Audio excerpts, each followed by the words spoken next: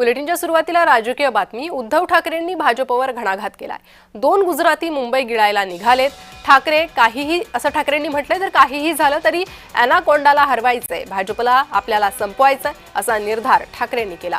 तर कोणी सोबत आलं नाही तरी मी एकटा लढणार, 16 जानेवारीला जल्लोष करायचाय असं ठाकरेंनी म्हटलं।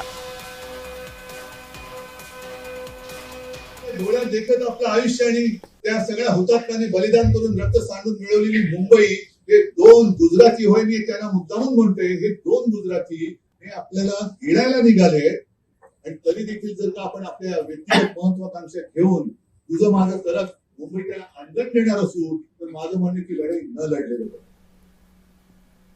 एवढीच नाही तर तो आपल्याला संपवायला मिळालं आणि हे स्वप्न मी काय सहन नाही करणार। तुम्ही 31 तारखेनंतर तुमच्यापैकी कोणी येऊ न येऊ, मी एकटा लढणार म्हणजे लढणार।